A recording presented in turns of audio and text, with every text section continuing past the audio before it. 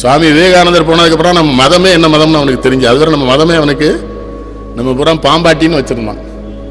வெளிநாட்டுக்கு போனால் பாம்பாட்டுவானுங்க, ராஜாக்கள் இருப்பான், அப்படித்தான் நம்ம நாட்டை தெரியும். தாயும் தகப்பனுமே பிள்ளை தங்களை ஆங்கிலத்தில் கூப்பிடணும்னு நினைக்கிறாங்களே, டேடி மம்மி. மம்மின்னா பதப்படுத்தப்பட்ட பிணம்னு அர்த்தம். பொம்பளைகளுக்கு அது தெரியவே மாட்டேங்குது. இந்த பயலுக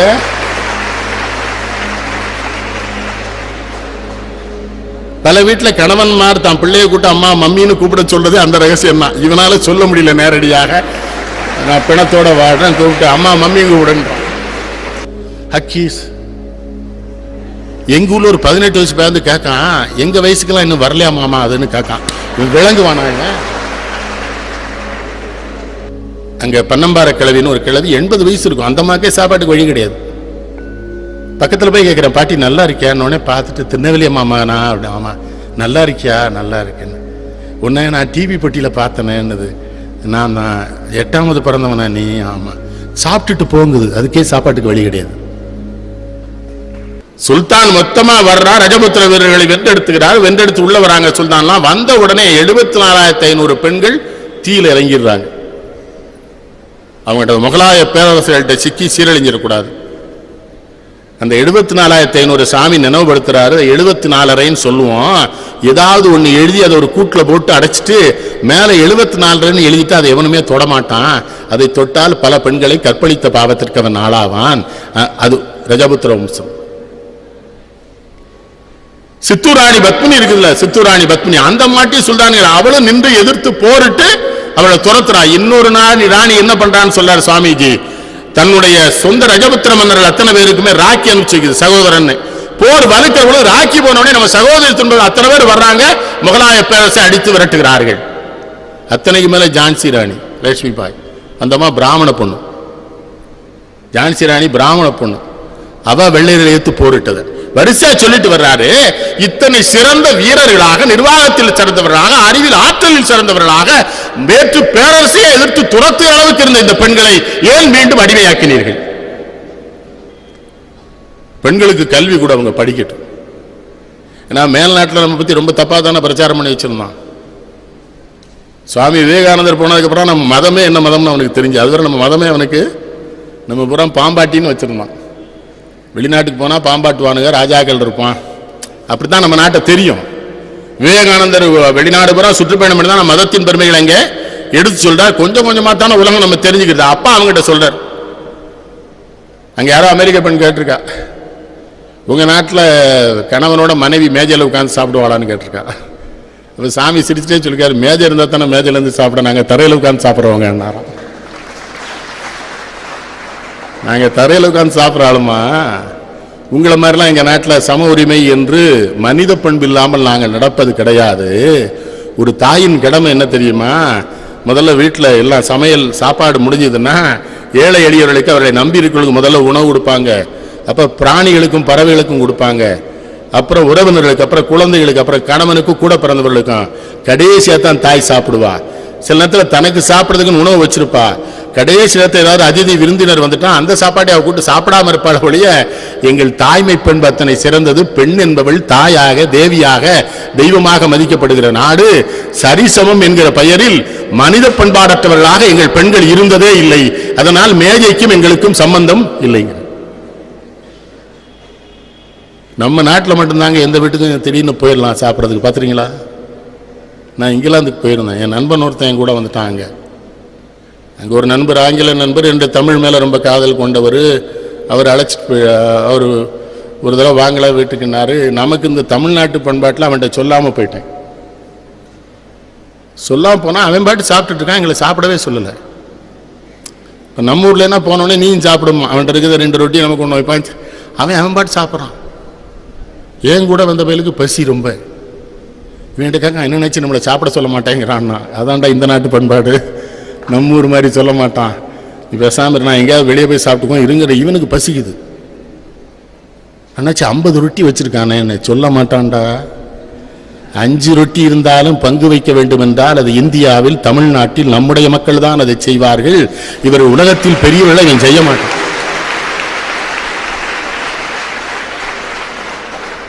எனக்கு பசிக்காம தான் இருந்தது. இந்த பையா பசி பசின்னு சொல்லி எனக்கும் பசிக்கிற மாதிரி தோணிடுச்சு. உங்களுக்கு என் அனுபவத்தை சொல்றேன். அதை சொல்றார் சாமி, இந்த தாய்மை பண்பை. சமீபத்தில் எங்க கிராமத்துக்கு போயிருந்தேன். அங்க பன்னம்பார கிழவின்னு ஒரு கிழவி 80 வயசு இருக்கும். அந்த மாக்கே சாப்பாட்டுக்கு வழி கிடையாது. பக்கத்தில் போய் கேட்குறேன், பாட்டி நல்லா இருக்கியான்னு பார்த்துட்டு, திருநெல்வேலி மாமாண்ணா அப்படி. ஆமா நல்லா இருக்கியா? நல்லா இருக்கேன்னு. உன்ன நான் டிவி பெட்டியில் பார்த்தேனேன்னுது. நான் 8வது பிறந்தவனா நீ? ஆமா. சாப்பிட்டுட்டு போங்குது, அதுக்கே சாப்பாட்டுக்கு வழி கிடையாது.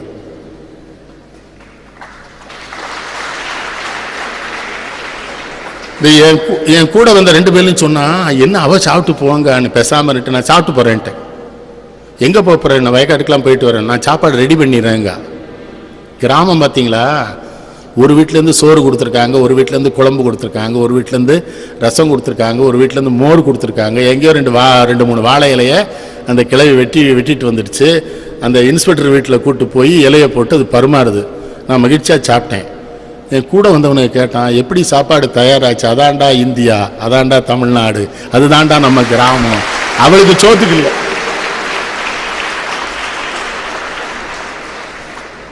அவன் 50 ரொட்டி வச்சுட்டு என்ன சொல்றான்? ஐ cannot help you Mr. Kannan because you didn't inform me properly. I am so sorryங்க.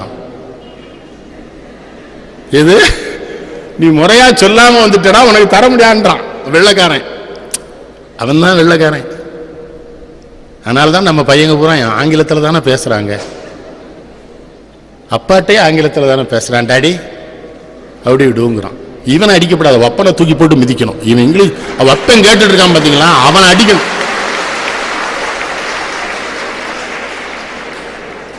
வேண்டா, நான் சுப்பிரமணிய கவுண்டன் ஏமாந்தா நீ தமிழ்ல பேச மாட்டேன், வப்பன் கேட்கணுமா வேண்டாமா? இவனை தாயும் தகப்பனுமே பிள்ளை தங்களை ஆங்கிலத்தில் கூப்பிடணும்னு நினைக்கிறாங்களே. Daddy mummy. மம்மின்னா பதப்படுத்தப்பட்ட பிணம்னு அர்த்தம். பொம்பளைகளுக்கு தெரியவே மாட்டேங்குது. இந்த பயலுக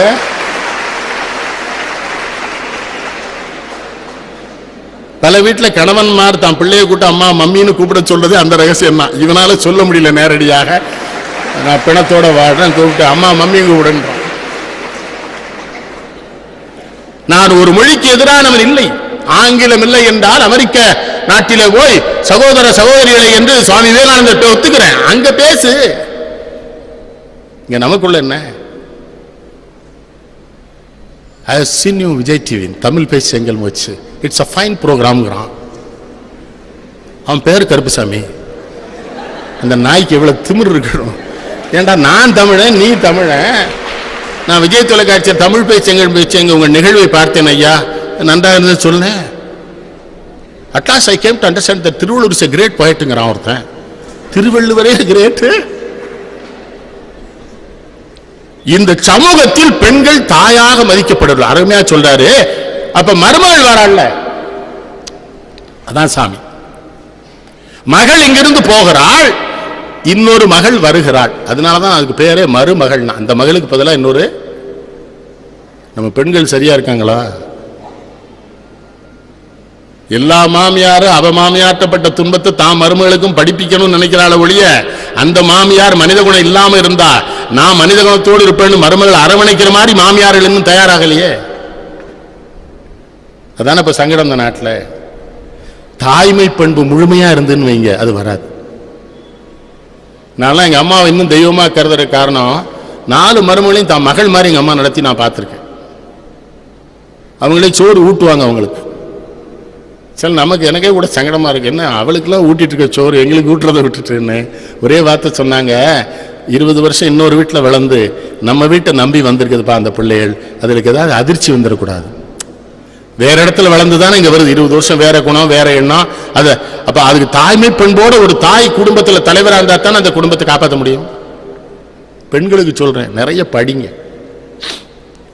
டைட்ஸ் போட்டுக்கிறது, ஜீன்ஸ் போட்டுக்கிறது, இந்த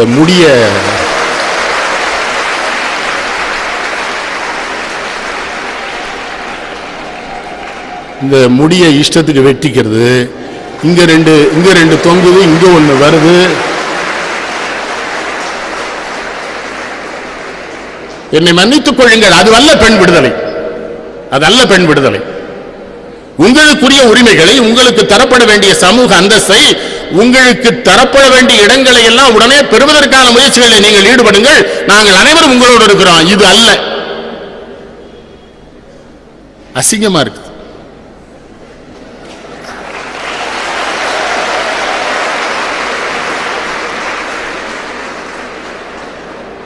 நீ என்ன வாழுது, நீ அப்படித்தான் அலையிற, நீ ஓன் பேண்டும் ஓன் சட்டையும் ஓன் லட்சணமா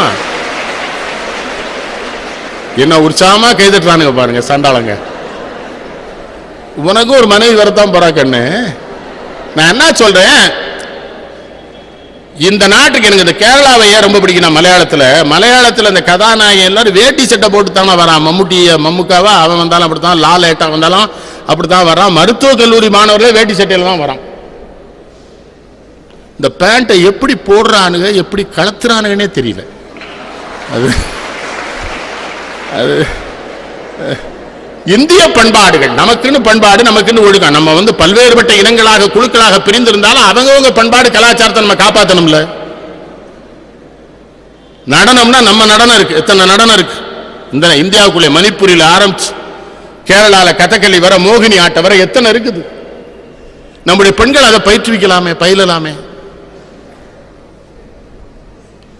திரைப்படத்தில் தமிழே புரியல சாமி. இப்போ பாட்டு எழுதுற பிள்ளைகள் கூட என்கிட்ட பிரியமா இருப்பான். எல்லாரும் என்ன பார்ப்பானுங்க, நான் நமஸ்காரம் பண்ணுவான், எனக்கு வாழ்த்து சொல்லவே சங்கடமா இருக்கேன். அவன் தமிழை கெடுக்கிறான், நான் எப்படி அவனை வாழ்த்துறது, கும்பிடுவான், சரி சரி போ அப்படின்ட்டுருவேன். திரைப்படம் பெண்களை எவ்வளவு கொச்சப்படுத்துது, எவ்வளவு அசிங்கமா காட்டுறானுங்க. ஒன்றும் போராட மாட்டேங்கிறீங்க. வெந்ததை தின்னு விதி சாகணும். நம்ம தானப்பா காரணம், ஆம்பளைகள் தான் காரணம். அதுக்கு இந்த தப்புக்கு போறோம் நம்ம தான் காரணம். அப்படி காட்டினா தான் படம் பார்ப்பேங்கிற நீ. சம்பூர்ண ராமாயணம் காமிச்சா போறே அவனாவது. ஜெயகாந்தம் படம் ஒரு நடிகை நாடகம் பார்க்கிற ஆள் யாருக்காக தான் படம் வந்தது. சில நேரங்களில் சில மனிதர்கள் வந்தது ஓடிச்சா? கப்பலோடி தமிழன் படம் ஓடிச்சா? சொல்லு. இல்ல, ஒண்ணு இல்ல. உன் நாட்டு கலைகள் இருக்கின்றன அல்லவா, உன் நாட்டு கலைகள், நீங்கள் ரசிக்கிற கலைகளை வைக்க நீங்கள் யார் என்று வேற்று நாட்டவன் எடை போட்டு விடுவான். நம்ம என்ன பண்றோமோ அதை வச்சா நம்மளை பார்ப்பான். இவன் என்ன பார்க்கிறான், இதை பார்க்கிறான், அப்ப இவன் தரான்.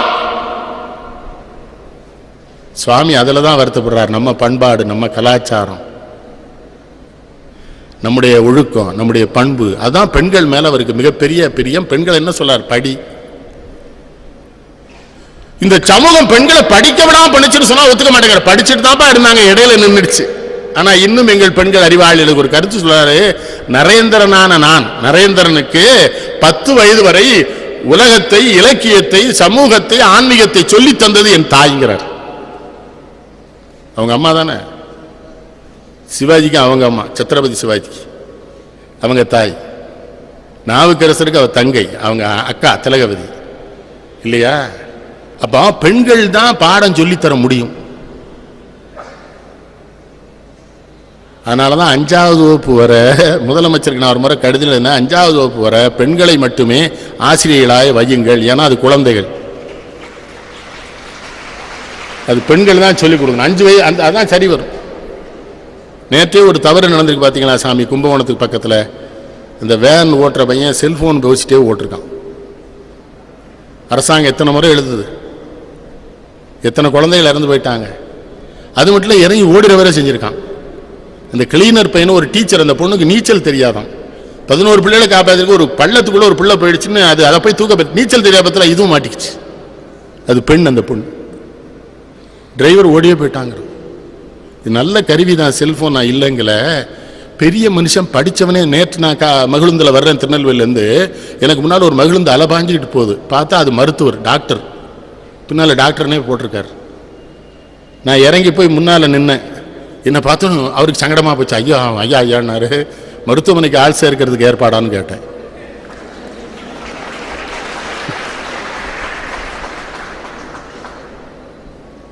ஒன்பது குழந்தைகள் இருந்துட்டு இன்னும் சடலம் தேடுறானுங்க. அந்த பெண் பார்த்தீங்களா, அந்த ஆசிரியை நீச்சல் தெரியாம கூட ஒரு குழந்தையை காப்பாற்ற போய் இறந்துருக்கு. இந்த பெண்களுக்கு தாய்மை பண்பு இருக்குங்கிறதுனால தானே செவிலியர் வேலையில் அவங்கள வைக்கிறாங்க. இந்த நர்ஸ் ஆம்பளைன்னா கட்டுப்படும் போதே காலை கீழே போட்டுருவான் டம்முன்னு கோவத்தில். இவனுக்கு கோவம் வந்துடும். போயா. அது பெண்கள். நீங்க சேவை செய்கிற சிறந்த இடங்களில் எல்லாம் பெண்கள் தான் இருக்க முடியும் என்பதுக்கு தான் சாமிக்கு ஒரே நோக்கம். அவதான் தாய்.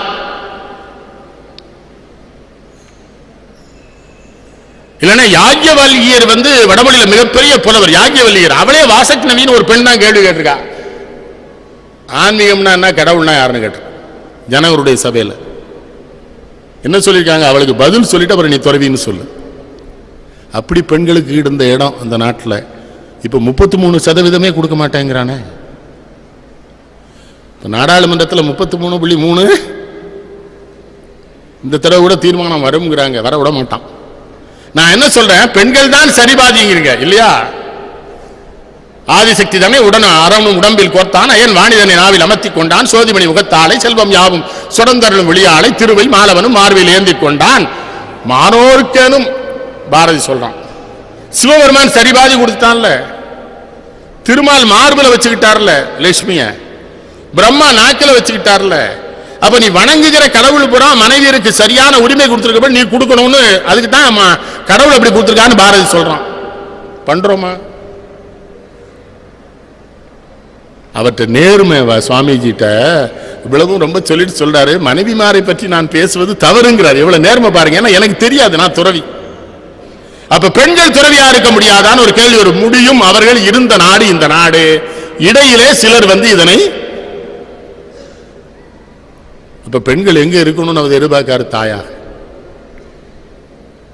உடனே என்கிட்ட ஒரு பெண் கேட்குது, அப்போ கல்யாணம்லாம் எங்க வா, முதல்ல மகளா இருக்கிற, மனைவி ஆகிற, இன்னொரு வீட்டுக்குள்ள போயிடுற, அந்த வீட்டில் ஒரு தாய் இருக்கிறா, அவ உன்னை தாய்மை பண்புகளுக்கு பழக்கிறதுக்கு தான் அவ தாயா இருக்கா. அவளை பார்த்தே பயிற்சி எடுத்தேன்னு வச்சுக்க, அவ அந்த பொறுப்புல இருந்து விலகிற போது நீ தானே அங்க தாய். அதான பெண்ணுக்குரிய இயல்பு. மனைவி மனைவி இருக்கால, தமிழ் என்ன சொல்லுது, மனைவியே என்ன சொல்லுது தெரியுமா? தமிழ் பரிமாறுகிற நேரத்தில் உணவு பரிமாறி உணவு கணவனுக்கு பரிமாறுகிற நேரத்தில் அவள் தாய். அப்ப மனைவி இல்லை. உங்களால் தானே முடியும். சமைக்கிறதுனா என்னது? அதனாலதான் தமிழ்ல சமயம்னா, தமிழ்ல மதம்ங்கிற வார்த்தை கிடையாது, சமயம். மனிதனை சமைத்து பக்குவப்படுத்தி மனித குலத்திற்கு நன்மை செய்கிறவனாக உருவாக்குவதனால் அது சமயம். எப்படி பெண்கள் சமையல் செய்கிறாளோ அது போலதான் அந்த சமய வேலையும்னு வள்ளலார் சொல்றாரு. அதுக்கு நீங்க தானே தயாரா இருக்கணும். பெண்கள்கிட்ட கெஞ்சி கேட்டுக்கிறேன்,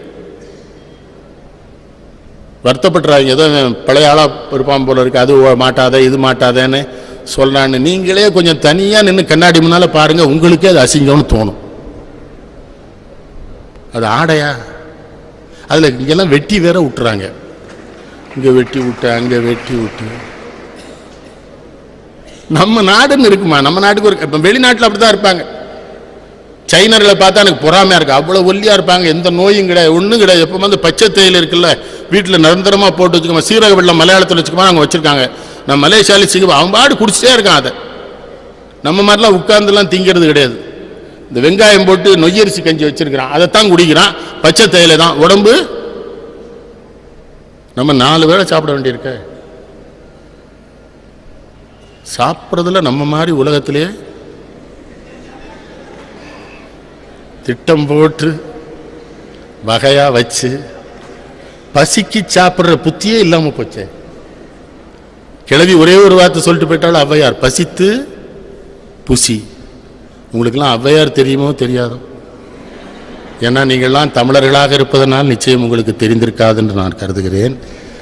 அவ தமிழ்ல இருந்தா ஒருத்தி பசித்து. இப்ப அதைத்தான் மருத்துவர் டயட்னு சொல்லிடுறான். பசிச்சா சாப்பிடு, பசிக்கலைன்னா அருமையான உணவு தந்தாங்க. நான் சிலது வேணான்னு அந்த பரிமாறுகிற அந்த இளந்துறவிகளுக்கு கொஞ்சம் யோசனை, ஏன் வேணாங்கிறாருன்னு. எனக்கு இவ்வளவுதான் வேணும், இதுக்கு மேல. இந்த கார் இரும்பு தானே, அதுக்கு அறிவு இருக்கு, நமக்கு இல்லையே. 60 லிட்டர் அதில் எண்ணெய் பிடிச்சிட்டோன்னு வைங்களா, கார் ஓட்டலன்னு வைங்க, மறுநாள் அதில் எண்ணெய் பிடிக்க முடியுதா? இல்லை. கார் சொல்லுது ஓடனா தான் செலவாகும், செலவானா தான் பிடிக்கணும். நமக்கு இருக்கா? சாப்பிட்டு வெளியில எவனா கூட்டா 3 பஜ்ஜி அப்பமும் சாப்பிட்றானே. இந்த பஜ்ஜி ஒரு நல்ல உணவு, பார்த்த உடனே கூப்பிடும். அது கூப்பிடும் நம்மளை. அது கூப்பிட்ற குற்றாலத்துக்கு குளிக்க வர்றவனை பூரா பார்த்துருக்கேன், அங்கே பஜ்ஜி போடுவான் குற்றாலத்தில். 10 வருஷமா ஒரே எண்ணெயில் தான் போடுறான் அவன், ஆனால் இவன் பூரா சாப்பிட்றான். 10 வருஷம். அந்த அருவியில குளிச்ச உடனே பசிக்கும். அதனாலதான் கூழானாலும் குளித்து குடினா. ஏன் சுவாமி விவேகானந்தர் பெண்களை மதிச்சிருக்காங்க? ஒரே உதாரணம் தமிழ்நாட்டில் ஔவையார். எத்தனை செய்தி! 1.25 அடியில வள்ளுவரை சொல்றது பிறகு அந்த பெண் பாடல், அந்த பெண் பாடல் ஒரே 2 வார்த்தை ஒரு வரி. கூழானாலும் குளிச்ச உடனே ஒரு பசி வரும் சாமி. அதுலதான் குத்தாலத்தில் எல்லாரும் இந்த பஜ்ஜியை தின்றான்.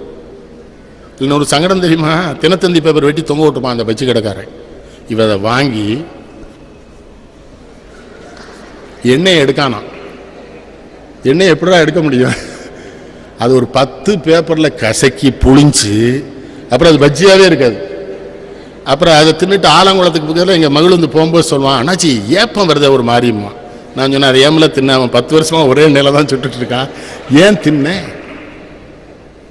நாக்கு அடக்க முடியல. கூழானாலும் குளிச்ச உடனே பசி வரும். குற்றாலத்தில் 5 அருவி இருக்கு. 5 அருவிக்கு பக்கத்தில் எங்கள் அண்ணாச்சி பானாசம்லன்னு ஒரு இட்லி கடை வச்சிருந்தாங்க. எவன் குளிச்சுட்டு வந்தாலும் 6 இட்லிக்கு மேலே கொடுக்க மாட்டார். அது என்ன சூதுன்னு எனக்கு தெரியல. என்னாச்சு 6 இட்லிக்கு மேலே கொடுக்கலன்னு? அதுக்கு மேலே அவனுக்கு ருசி தெரிஞ்சிரும்காரு. அந்த அவர் அதில் ஏதோ சயின்ஸ் கண்டுபிடிச்சிருக்காரு. குளிச்ச பையன் 6 இட்லி வரதான் தாங்குவான், அதுக்கு மேலே நம்ம இட்லி அவனுக்கு தெரிஞ்சிடும், அடிச்சு விடுவான் தம்பி. இப்போ கண்டையானாலும் கசக்கி கட்டுனால அந்த கிழவி பெண் தானே, என்ன அறிவு! தமிழ்நாட்டில் அவளுக்கு சிறந்த தமிழ் புலவருடைய வள்ளுவரை கூட அவ பின்ன தள்ளிடுவான். பாரதியார் எழுதுறார், வள்ளுவனை கூட தொலைத்து விடலாம். சிறிய சந்தங்களில், சிறிய பதங்களில், சிறிய வரிகளில் தமிழர்களுக்கு அறிவுரை கொள்ளி இருக்கிற இந்த அவ்வை கிழவியின் பாடல்களை தொலைத்து விடலாகாதுங்கிறான் பாரதி. கந்தையானாலும் கசக்கி கெட்டுன்னு இருக்கான். இந்த நாட்டில் ஹக்கீஸ்னு விற்கிறான் ஐயா.